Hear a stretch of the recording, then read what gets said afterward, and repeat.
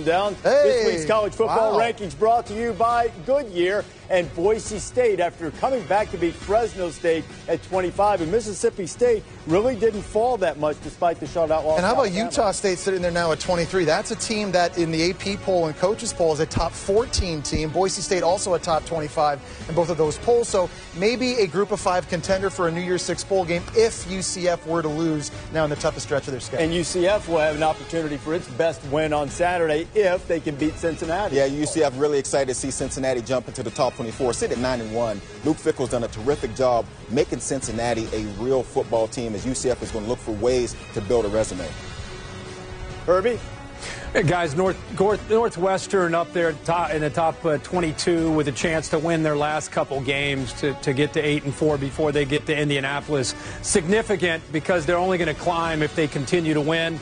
And if Michigan gets into the crosshairs there, like we keep talking about, if a Georgia team ends up knocking off Alabama, that possibly could be big for whether it's Michigan or Ohio State if they have an opportunity to play a top 18, top 19 type of Northwestern team. Northwestern on its way to that Big Ten championship game, and now to avoid a stumble in one of their last 2 games so that they can stay in those rankings and perhaps, look, they're trying to win it, but from the other team's perspective, trying to get a top 25 win. Boston College stays at number 20. I mean, you know what? I think that's as it should be. You lose to a top team, or number 1 or number 2 is Boston College. Starting quarterback goes out early. Why would you drop? Now, you could drop them because you don't think they're as good because the quarterback's not there anymore if you want to. Utah getting back in, important for the Pac-12, important for Washington State, another team that we're talking about. Yeah. They're getting in. We don't know who's coming out of Pac-12 South. I mean, everybody's still. No, but this is good for Washington State. Definitely good for Washington State with Washington being in, and then they still got to play in the Pac-12 championship game. If they can win it, teams can keep your eye on Iowa State, guys. A team that's won 5 in a row. They've been a totally different team with Brock Purdy at quarterback. Of course, if they win out, they got a big one this weekend against Texas. David Montgomery won't play the first half of that game. But if they win out and West Virginia loses once, this is a team that's going to the Big 12 title game. Now, you have the tie break by virtue of the head-to-head victory against West Virginia. They would not hold that against Oklahoma.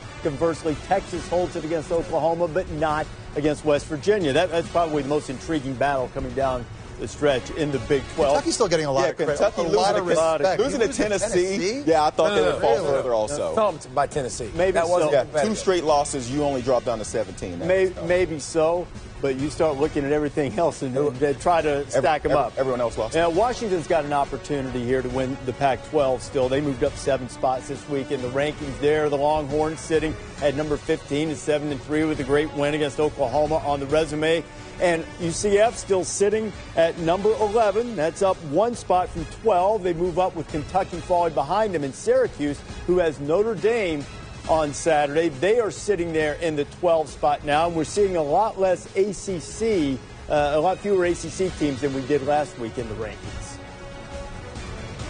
So Florida's still sitting at 13 at 7-3. So let's look at the top 10 now, and Ohio State holding firm at number 10 despite that win on the road in East Lansing. Is not enough to move the Buckeyes up, and just ahead of them, West Virginia. That is just exact same as it was a week ago, just ahead of the Mountaineers at number 8.